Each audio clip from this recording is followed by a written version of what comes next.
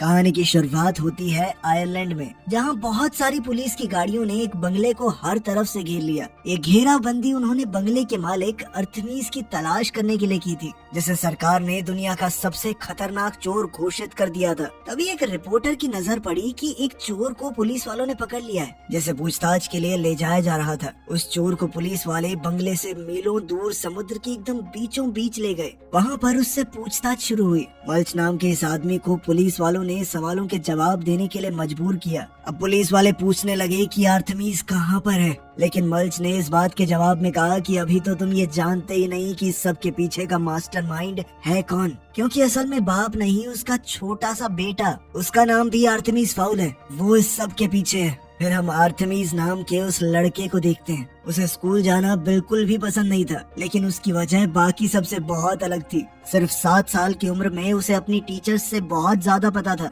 वो उनसे ज्यादा होशियार था, और तो और वो चेस का वर्ल्ड चैंपियन रह चुका था। इसके अलावा अर्थमीज ने अपने बचपन में ढेरों साइंटिफिक प्रोजेक्ट्स बनाए और एक्सपेरिमेंट भी किए। अपने इन प्रोजेक्ट्स और बेहतरीन एक्सपेरिमेंट्स के लिए अर्थमीज को ढेरों इनाम भी दिए गए। लेकिन इस सब के चलते अब अर्थमीज अपने आप को सबसे ऊपर समझने लगा था। वो अपने टीचर्स से भी बड़ी बदतमीजी से बात करता। जब अर्थमीज अपने स्कूल से घर आया तो वो बहुत खुश था ये सोचकर कि आज तो पापा के साथ समय बिताऊंगा। लेकिन तभी उसके पिता ने दुखी मन से उसे खबर दी कि उन्हें फिर से एक बिजनेस ट्रिप पर जाना होगा। उदास होकर अर्थमीज ने अपने पिता से कहा कि मुझे हमेशा आपसे दूर रहना बिल्कुल भी पसंद नहीं है। तभी उसे तसल्ली देते हुए उसके पिता ने कहा कि मेरा काम कुछ ही दिनों में हमेशा के लिए खत्म हो जाएगा, फिर मैं तेरे पास ही रहूंगा। इस बातचीत के बाद बाप और बेटा महल के अंदर साथ साथ चलने लगे, और कुछ घंटों बाद अर्थमीज ने अपने पिता को अलविदा कहा। वो अपने प्राइवेट हेलीकॉप्टर में बैठकर वहाँ से चले गए।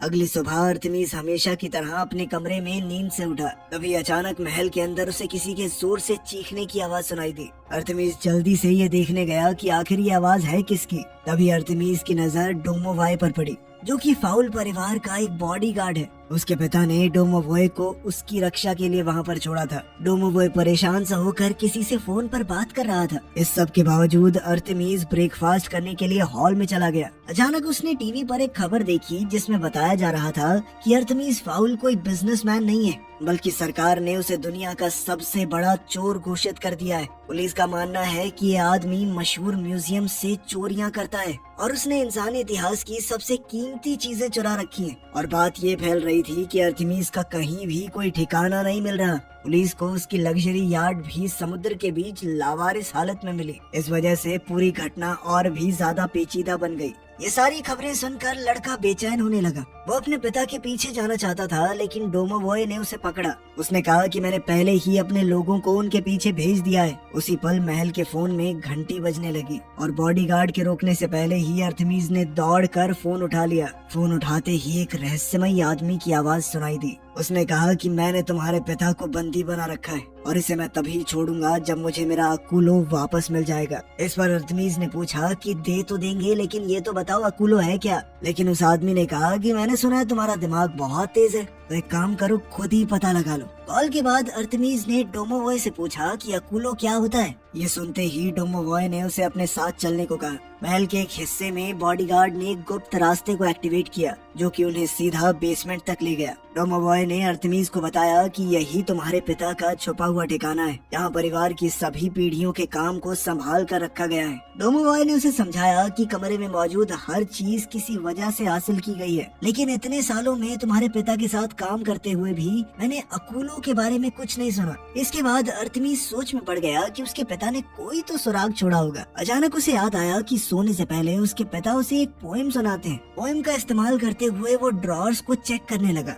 इस तरह अर्थमीज को एक डायरी मिली। डायरी को पढ़ते हुए उसे आखिरी पन्ने पर कुछ लिखा हुआ मिला। उसके पिता ने उस शख्स के बारे में लिखा था जिसे अकुलो की चोरी के बारे में पूरी जानकारी है। उसी पल अर्थमीज को याद आया कि उसके पिता उसे हमेशा से एल्व्स और जादुई लोगों की कहानियां सुनाया करते थे। अपने पिता की डायरी पढ़कर उसे यकीन हो गया कि ये सभी जीव असल जिंदगी में मौजूद हैं। इंसानों की पहुंच से काफी दूर ये जादुई जीव रेफ्यूजी सिटी नाम की जगह पर अपनी जिंदगी जीते हैं, जो एल्व्स का घर घर है। अब एल्व्स की दुनिया में हम कैप्टन हॉली को देखते हैं, जो एक मीटिंग के लिए जा रही थी। तभी उसने देखा कि अकूलों की तलाश से जुड़ी हुई खबरें लगातार जनता को बताई जा रही हैं, जिससे लोगों को ये पता चल जाएगा कि ये चीज जादुई दुनिया के लिए कितनी जरूरी है। थोड़ी देर बाद हॉली मल्च से मिली। मल्च ने अपनी सजा से छुटकारा पाने के लिए हॉली से मदद मांगी। उसे चोरी के इल्जाम में अंदर किया जा रहा था। उसने कहा कि हम दोनों मिलकर क्या गजब की टीम बनाएंगे। मेरी चोरी करने की कला और तुम्हारे जादू को एक साथ जोड़कर हम क्या कुछ नहीं कर सकते। लेकिन हॉली ने मल्च की बातों को अनसुना कर दिया और बिना ज्यादा ध्यान दिए वहाँ से चली गई। लेकिन इतनी सी देर में मल्च ने उसका कुछ चुरा लिया। कुछ ही समय में रेफ्यूजी सिटी की एक काल कोठरी से ब्रायन नाम के कैदी को उसी विलन ने आजाद कर दिया जिसने अर्थमीस के पिता को पकड़ रखा है। उसने ब्रायन से कहा कि आज से तुम मेरे सारे ऑर्डर्स मानोगे। हैरान होकर ब्रायन ने पूछा कि ये सब क्यों कर रहे हो तुम, जिसके जवाब में उसने बताया कि मुझे एक ऐसे आदमी की जरूरत है जो एल्व्स की फौज के अंदर घुसपैठ कर सके, ताकि मैं जल्द से जल्द अकूलों को वापस हासिल कर सकूं। इसी दौरान पॉली अपनी मीटिंग में पहुंची, जहां कमांडर रूड ने अपने सैनिकों से कहा कि जब तक अकूलों मिल नहीं जाता सब अपनी ड्यूटी पर बने रहेंगे, क्योंकि हमारे लिए इससे ज्यादा जरूरी और कुछ भी नहीं है। लेडी कमांडर ने सबको ये भी ऑर्डर्स दिए कि किसी भी हाल में हमारी पहचान इंसानों को नहीं पता लगनी चाहिए। अगर किसी ने भी ये नियम तोड़ा तो उसे सख्त सजा दी जाएगी। मीटिंग के आखिर में हॉली जल्दी से अपनी बॉस से बात करने के लिए आगे बढ़ी। उसने कहा कि मेरे पिता के ठिकाने के बारे में नए सुराग मिले हैं, लेकिन लेडी कमांडर ने कहा कि अभी उस सब का टाइम नहीं है, सिर्फ अकूलों को ढूंढो। उधर इंसानी दुनिया में डोमोवॉय ने अपनी भतीजी जूलियट से मदद मांगने का फैसला किया, क्योंकि उसकी उम्र छोटी होने के बावजूद वो लोगों को ढूंढने में बहुत माहिर थी। जब अर्थमीस अपने पिता के पैनल पर जानकारी हासिल करने की कोशिश कर रहा था, तभी जूलियट उससे बात करने आई। उसने कहा कि तुम्हें थोड़ा आराम कर लेना चाहिए, लेकिन अर्थमीस ने इस सब से मना कर दिया। उसने कहा कि तुम्हारी जरूरत नहीं है, मुझे पहले ही पता चल चुका है अपने पिता को कैसे ढूंढना है। अपने पिता को ढूंढने के लिए उसे एल्व्स की मदद लेनी होगी, लेकिन ये काम आसान नहीं होगा, क्योंकि न सिर्फ उनकी दुनिया छुपी हुई है, बल्कि वो एक इंसान की मदद करना भी नहीं चाहेंगे। और इधर अपने कंट्रोल रूम में लीडर को कमांडर रूट के आने का सिग्नल मिला। उसके 2 मिनट बाद ही वो हॉली के साथ वहाँ पहुँच गई। बिना वक्त गवाए उसने बताया कि एक कैदी जमीन की सतह पर से होते हुए भाग निकला, और क्योंकि हमारे सारे फौजी अकूलों को वापस लाने के मिशन पर लगे हुए हैं, कमांडर ने फैसला किया कि इस मिशन की जिम्मेदारी हॉली को दी जाएगी। इस बात से खुश होकर जवान लड़की कैदी को ढूंढने निकल पड़ी। कंट्रोल रूम से कमांडर रूट ने हॉली को मिशन की पूरी जानकारी दी। हॉली उड़ते हुए एक छोटे से यूरोपियन शहर की तरफ चली गई। यहाँ के लोग एक बहुत बड़े राक्षस की वजह से बहुत परेशान थे, जो असल में जादुई दुनिया से भागा हुआ वो कैदी निकला। जब हॉली ने राक्षस को एक लड़की को पकड़े हुए देखा तो उसके सर पर हमला कर दिया, जिससे उस राक्षस ने अपने शिकार को दूर फेंक दिया। लेकिन हॉली ने जैसे तैसे उसे गिरने से बचाया। बच्ची को उस जीव से दूर ले जाने के बाद फौजियों ने एक जादू का इस्तेमाल किया ताकि लड़की के शरीर पर लगे घाव ठीक हो जाएं। इसके बाद हॉली उस राक्षस का सामना करने के लिए आगे बढ़ी और उसे बल्ब की लंबी लंबी तारों में कैद करने की कोशिश करने लगी। लेकिन उसी वक्त राक्षस ने हॉली को पकड़ लिया। एक एल्फ को राक्षस से बचाने के लिए लड़ाई के बीच में कैप्सूल भेजा गया, जिस वजह से वहाँ मौजूद हर इंसान के लिए वक्त रुक गया। इसका फायदा उठाते हुए बाकी सोल्जर्स उस जगह पहुंच गए ताकि उस राक्षस को गिरफ्तार किया जा सके, और साथ ही उन सभी इंसानों की यादें मिटा दी गई जिन्होंने भी हॉली को देखा था। अब हॉली ने एक दूसरा रास्ता चुनने का फैसला किया और कमांडर रूट की धमकियों के बावजूद भी वो मजबूती से खड़ी रही। उसने कहा कि मैं अपने पिता की खोई हुई इज्जत को वापस जरूर लाऊंगी। इस वक्त अर्थमीस अपने पिता की डायरी पढ़ रहा था। पढ़ते पढ़ते उसे समझ आया कि उस आदमी ने इंसानों की दुनिया को बचाने के लिए एल्व्स की मदद की थी। वो ये भी जान गया कि वो शख्स जो अकीलों के पीछे हाथ धोकर पड़ा है उसका नाम ओपेल है। इसके बाद अर्थमीस डायरी में दी गई जगहों में से एक पर डुवोन से मिला। वहाँ उसकी नजर हॉली पर पड़ी और तुरंत ही उसके गार्ड ने एल्फ पर अपनी बंदूक से हमला करके उसे बेहोश कर दिया। जैसे ही उन्हें महसूस हुआ कि उन्होंने हॉली का सिग्नल खो दिया, कमांडर रूट ने अपने एजेंट को बचाने के लिए सभी अलार्म्स बजा दिए। खैर कुछ घंटे बाद हॉली को अर्थमीस के बनाए हुए एक पिंजरे में होश आया। गुस्से से भरी हुई इस एल्फ ने अपनी शक्तियों से इन लोगों को अपने वश में करने की कोशिश की, लेकिन अर्थमीस पहले से इस बारे में जानता था और उसने खास तरह के चश्मे लगाए हुए थे। फिर अर्थमीस ने कहा कि मैं अपने पिता को ढूंढना चाहता हूँ, उसके लिए मुझे तुम्हारी मदद चाहिए होगी। हालांकि हॉली का कहना था कि मैं तुम्हारी मदद क्यों करूं, और तुमने मुझे बंदी बना के बहुत बड़ी गलती की है। बहुत जबरदस्त हमला होने वाला है तुम्हारे ऊपर, मुझे छुड़ा के ले जाएंगे मेरे लोग। इस धमकी के बावजूद अर्थमीस बिल्कुल नहीं घबराया। उसने कहा कि मैं यही तो चाहता हूँ कि तुम्हारे लोग यहाँ पर आए। कुछ ही मिनटों बाद महल के आसपास के इलाके में एक भयंकर तूफान आने लगा। एल्फ्स के आने का अंदाजा लगाकर लड़के ने हॉली के हथियारों को अपने पास रख लिया। वहीं डोमोवॉय ने भी हॉली की कॉस्ट्यूम से एक हथियार निकाल लिया था। ठीक उसी वक्त समय को फिर से रोक दिया गया और एल्फ्स की सेना ने महल पर हमला कर दिया। सबने अपनी अपनी पोजीशन ले ली। कमांडर रूट भी अपना लड़ने वाला सूट पहन कर आई थी। जब टीम हॉली की तलाश कर रही थी तब अर्थमीस ने अपना खास सूट पहनने का फैसला किया। अब अर्थमीस और डोमोवॉय लड़ने के लिए पूरी तरह तैयार थे। उन्हें देखते ही एल्फ्स की फौज उन पर टूट पड़ी, लेकिन उन्हें हराना बिल्कुल भी आसान नहीं था और उल्टा अर्थमीस अपने दोस्त के साथ मिलकर हर एक जादुई जीव को हराने लगा। थोड़ी देर बाद अर्थमीस ने एक फौजी का हेलमेट उठाया और उसने कमांडर से कहा कि अगर हॉली को जिंदा देखना चाहते हो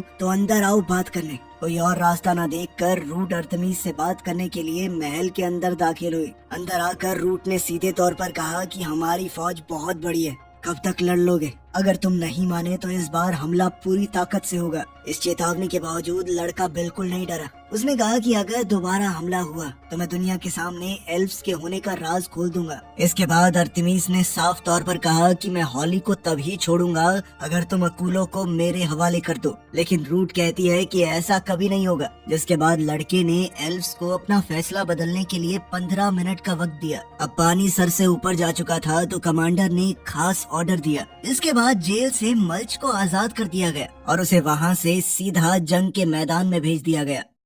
इस दौरान अर्थमीस ने हॉली को पूरी बात समझाई। अर्थमीस के पिता के बारे में सुनकर हॉली को बहुत बुरा लगा, क्योंकि उसके पिता का नाम भी इसी तरह किसी ने बदनाम किया था और अब हॉली अकूलों की इस गुत्थी को समझाने में उसकी मदद करना चाहती थी। इसीलिए अर्थमीस ने भी अपनी तरफ से भरोसा दिखाते हुए चश्मा उतार दिया। अब अर्थमीस कहने लगा कि मेरे पिता की डायरी के अंदर अकूलों की रक्षा करने वाले गार्ड का नाम बीचवुड लिखा हुआ है। ये सुनकर हॉली ने कहा कि ये तो मेरे पिता का नाम है। वो जानते थे कि अकूलों कितना ज्यादा खतरनाक है, इसीलिए उन्होंने हमेशा के लिए इसे छुपा देने का फैसला किया। जिसके बाद सभी उसके पिता को एक गद्दार कहकर बुलाने लगे। ये सुनकर अर्थमीस एक गहरी सोच में डूब गया। तभी जूलियट की नजर एक नए एयरक्राफ्ट पर पड़ी और उसने तुरंत इसकी खबर अर्थमीस को दी। अब मल्च कमांडर के पास पहुंच चुका था। कमांडर ने उसके सामने एक डील रखी कि अगर वो जल्दी से महल तक पहुंचने की एक सुरंग खोद दे तो वो हॉली को बचा सकते हैं। इसके बदले में उसकी सजा बहुत कम कर दी जाएगी। इस बात से खुश होकर मल्च तुरंत इस डील के लिए मान गया।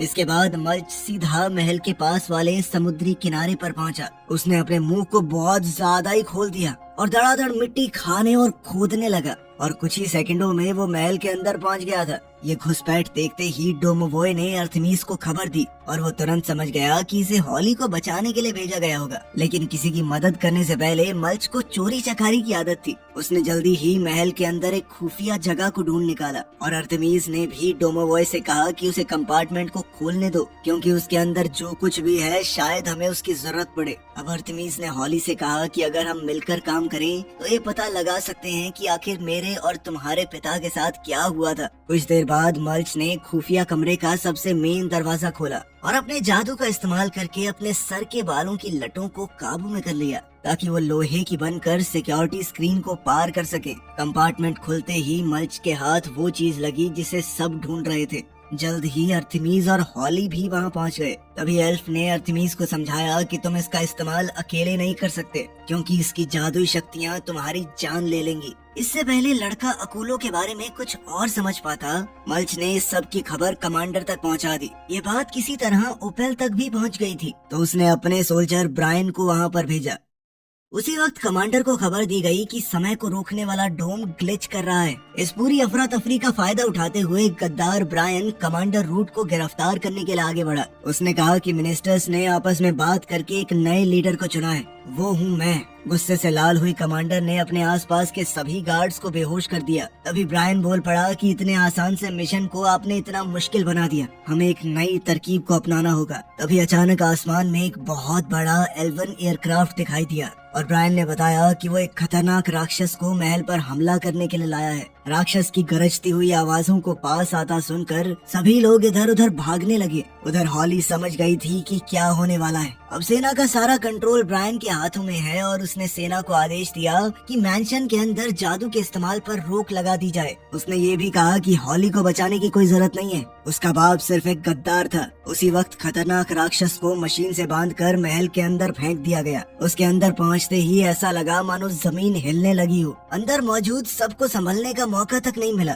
डोमोवॉय महल के कमरों में भागता हुआ राक्षस का ध्यान भटकाने लगा। वहीं अर्तेमिस और जूलियट मिलकर सोचने लगे कि इस राक्षस को कैसे खत्म किया जाए। इस भागा दौड़ी में हॉली झूमर में फंस गई। मल्च उसे बचाने के लिए भागा, लेकिन वो खुद भी उसके पास जाकर लटक गया। अपने साथियों को बचाने के लिए अर्तेमिस और डोमोवॉय सोफे को खींचकर उन दोनों के नीचे ले आए, लेकिन उसी वक्त वो राक्षस जूलियट का पीछा करते हुए सामने आ गया। गुस्से में वो सारे सामान को उठाकर फेंकने लगा, जिस वजह से बॉडीगार्ड भी दूर जा गिरा। इसके बाद मल्च राक्षस की पीठ पर कूद गया, लेकिन राक्षस ने उसे सीधा उठाकर सीढ़ियों की तरफ फेंक दिया। अकुलो को सुरक्षित रखने के लिए मल्च ने उसे निगल लिया और चिल्लाकर अपने साथियों को कहने लगा कि दूसरी मंजिल की बालकनी की तरफ जाओ। जूलियट ने तुरंत हॉल के उस पार दौड़ने की कोशिश की, लेकिन राक्षस ने उसे रोक दिया। लेकिन तभी हॉली ने उसकी मदद करते हुए उसे बचा लिया और जूलियट किसी तरह अर्तेमिस के साथ एक कमरे तक पहुंच पाई। अब अर्तेमिस ने उस दानव पर गोली चलाई और इससे पहले कि वो राक्षस अर्तेमिस और जूलियट पर हमला करे, डोमोवॉय सामने आ गया और उसने एक बड़े से सांड के सर का इस्तेमाल करते हुए राक्षस पर हमला कर दिया। लेकिन राक्षस बहुत ज्यादा ताकतवर था। उसने बड़ी ही आसानी से डोमोवॉय को गिरा दिया। जब हॉली ने देखा कि राक्षस ने अर्तेमिस को पकड़ लिया है, तो उसने झूमर से कमरे की खिड़की को तोड़ दिया। इसके तुरंत बाद अर्तेमिस ने राक्षस के चंगुल से निकलने के लिए खिड़की से छलांग लगा दी। वहीं जूलियट और डोमोवॉय ने भी ऐसा ही किया, लेकिन डोमोवॉय गलती से नीचे फर्श पर गिर गया, जबकि लड़की लटकी रह गई। अर्तेमिस की मदद से हॉली ने अपने आप को आजाद किया और जैसे ही राक्षस झूमर की तरफ कूदा, वैसे ही दोनों उस पर साथ मिलकर हमला करने के लिए अलग अलग हो गए। फायरिंग के दौरान अर्तेमिस ने अपना जादुई हथियार गलती से फर्श पर गिरा दिया और वो जल्दी से उसे उठाने के लिए दौड़ा, लेकिन उसी पल झूमर धीरे धीरे टूटने लगा। ये सोचकर कि कहीं अर्तेमिस को कुछ न हो जाए, डोमोवॉय उसे बचाने के लिए कूद पड़ा। उसने अर्तेमिस को तो हटा दिया, लेकिन वो राक्षस उसके शरीर पर गिर पड़ा। घबराहट में अब सभी लोग डोमोवॉय को बचाने का रास्ता ढूंढने की कोशिश करने लगे। उधर बाहर समय को रोकने वाला डोम अब बिखरने लगा था, जिस वजह से एल्वन सेना को बहुत नुकसान हो रहा था। डोमोवॉय को राक्षस के शरीर के नीचे से निकालने के बाद अर्तेमिस ने हॉली से कहा कि प्लीज मेरे दोस्त को बचा लो, लेकिन हॉली ने बड़े अफसोस के साथ कहा कि जादू यहाँ पर बंद है, मैं चाहकर भी कुछ नहीं कर सकती। लेकिन डोमोवॉय ने कहा कि सब कुछ ठीक है, मेरी चिंता मत करना। बाहर एल्फ्स की सेना के कैप्टन ने कहा कि जिन लोगों को मरना था वो मर चुके होंगे, बहुत देर हो चुकी है राक्षस को अंदर गए हुए, तो अब हॉली का जादू उसे वापस दे दो, क्योंकि उसके हिसाब से खतरा टल चुका है। जैसे ही हॉली को महसूस हुआ कि उसका जादू वापस आ गया है, तो उसने एक पल भी बर्बाद नहीं किया और डोमोवॉय को अपने जादू से दोबारा ठीक कर दिया। उसी वक्त एल्वन सेना पीछे हटने लगी, क्योंकि डोम पूरी तरह टूट चुका था और इधर सभी लोग महल की बालकनी में आ गए। मगर जैसे ही उन्हें खतरे का एहसास हुआ, तो अर्तेमिस, जूलियट और डोमोवॉय महल के अंदर की तरफ भागे, जबकि हॉली और मल्च बाहर की तरफ चले गए। हवा में फंसे हुए एक मछुआरे को बचाने के बाद जब हॉली ने वहाँ से निकलने की कोशिश की, तो वो पानी के बवंडर में फंस गई। वहीं दूसरी तरफ मल्च सुरंग बनाकर जमीन के नीचे घुस गया ताकि वो खुद को बचा सके। बाहर हॉली बिना किसी नुकसान के किसी तरह बवंडर से बाहर निकली। उसी वक्त समय को रोकने वाला वो डिवाइस पूरी तरह खराब हो गया, इस वजह से आसमान में एक जबरदस्त धमाका हुआ और रेफ्यूजी सिटी से कमांडर ने हॉली को तुरंत वापस आने का ऑर्डर दिया। लेकिन हॉली ने वापस आने से साफ मना कर दिया और महल के अंदर अर्तेमिस के पास चली गई। उसने ठान लिया था कि अपने पिता का नाम साफ किए बिना वापस नहीं जाएगी। अब उन लोगों के पास अकुलो है, इसीलिए सब मिलकर लाइब्रेरी में इकट्ठा हुए और हॉली अकुलो की शक्तियों का इस्तेमाल करके अर्तेमिस के पिता को बचाने की कोशिश में लग गई। तभी ओपेल ने अर्तेमिस से कहा कि तुम अपने मिशन में नाकामयाब रहे, मेरे पास अब तक अकुलो पहुंचा नहीं है, इसीलिए मैं तुम्हारे पिता को हमेशा के लिए खत्म कर दूंगी। उधर हॉली पूरी कोशिश कर रही थी कि अर्तेमिस के पिता को यहाँ पर ले आए, लेकिन उससे पहले ही ओपेल ने जबरदस्त हमला करके अर्तेमिस के पिता को मार दिया।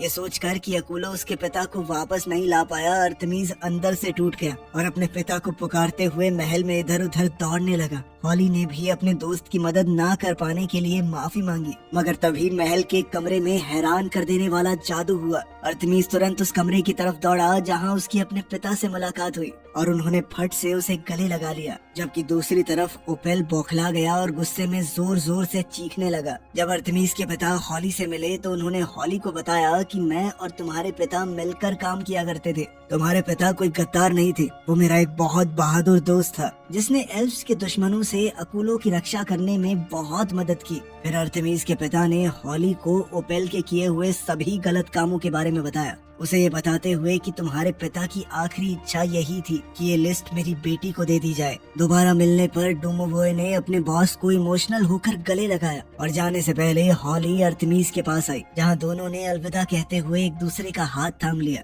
हॉली ने वापस पहुंचकर कमांडर को ये पूरी बात बताई और अपने पिता का नाम साफ किया। सभी सबूतों को देखने के बाद हॉली को प्रमोट कर दिया गया और इस जांच का पूरा जिम्मा अब उसी के सर पर था। वहीं दूसरी ओर अर्थमीस ने भी ओपेल को फोन किया कि तुम्हें पकड़ने का कोई न कोई तरीका मैं जरूर ढूंढ लूंगा, जिसके बाद वो अपने पिता के साथ एक हेलीकॉप्टर में बैठकर उड़ गया। कुछ देर बाद उन्होंने मल्च को भी उठा लिया जो अब उनके साथ। इसी के साथ दोस्तों ये कहानी यहाँ पे खत्म हो जाती है। बाकी आप बताइए आपको कैसी लगी। मिलते हैं आपसे अगली वीडियो में, ध्यान रखिएगा अपना। Thanks for watching.